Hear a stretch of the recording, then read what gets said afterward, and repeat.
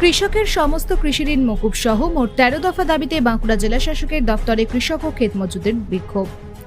কৃষকদের কৃষি ঋণ মকুব সহ মোট ১৩ দফা দাবিতে বাঁকুড়ার জেলা শাসকের দফতরে বিক্ষোভে ফেটে পড়ল সারা ভারত কৃষক ও ক্ষেত মজুর সংগঠন। এদিন বাঁকুড়া শহরে মিছিল করে বাঁকুড়ার জেলা শাসকের দফতরে বিক্ষোভ দেখাতে যান সারা ভারত কৃষক ও ক্ষেত মজদুর সংগঠনের নেতা ও কর্মীরা। জেলা শাসকের দফতরের বেশ কিছুটা আগেই মিছিল আটকে দেয় পুলিশ। এরপর সেখানেই বিক্ষোভ দেখাতে থাকেন ওই সংগঠনের কর্মীরা। সারা ভারত কৃষক ও ক্ষেত মজুর সংগঠনের দাবি, সারা দেশেই কৃষকরা উৎপাদিত ফসলের ন্যায্য দাম পাচ্ছে না, ফলে ঋণ ভারে জর্জরিত হয়ে পড়ছে তারা। জল, জমি ও জঙ্গল থেকে কৃষকদের উচ্ছেদ করা হচ্ছে, কৃষি শ্রমিকদের হাতে কাজ নেই, শহরে গিয়েও কাজ মিলছে না। এই পরিস্থিতিতে কৃষি ঋণ মকুব সহ অবিলম্বে ফসলের ন্যায্য দাম দেওয়ার ব্যবস্থা করা, খরা প্রতিরোধে জেলায় মাস্টার প্ল্যান গ্রহণ সহ মোট ১৩ দফা দাবি তোলেন বিক্ষোভকারীরা। দ্রুত দাবি পূরণ না হলে সেক্ষেত্রে আগামীতে কৃষক ও ক্ষেত মজদুরদের সঙ্গে নিয়ে আরও বৃহত্তর আন্দোলনের হুঁশিয়ারি দিয়েছে বামপন্থী ওই সংগঠন। আজকের দাবিটা হচ্ছে সেচের দাবি। বাঁকুড়া জেলাকে মাস্টার প্ল্যান গ্রহণ করে সেচ সেবিত করার দাবি।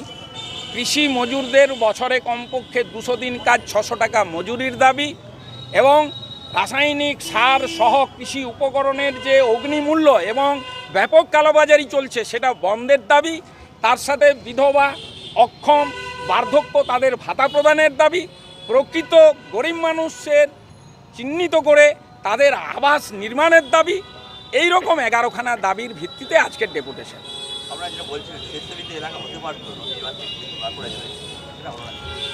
সেটা হলো না একটি মাত্র কারণ যে আমাদের দেশের বর্তমান কেন্দ্রের সরকার বা রাজ্যের সরকার, অতীতের কেন্দ্রের সরকার বা রাজ্যে রাজ্যে যে সরকারগুলো এসেছে তারা আউট অ্যান্ড আউট কর্পোরেট পন্থী, প্রো কর্পোরেট।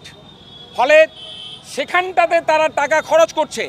১০ লক্ষ কোটি টাকা আদানি আম্বানিদের ছাড় দিয়েছে, অথচ আমরা দেখিয়েছি কয়েক হাজার কোটি টাকা এখানটাতে ইনভেস্ট করলেই আমাদের উত্তরে দামোদরের বিশাল জলাধার থাকে কাজে লাগানো যায়, দক্ষিণের কংসাবতীর যে বিশাল জলাধার সেটাকে জায়গায় জায়গায় বাঁধ দিয়ে সেখান থেকে পাইপলাইনে জল সরবরাহ করে সেচ সেবিত করে দেওয়া যায়।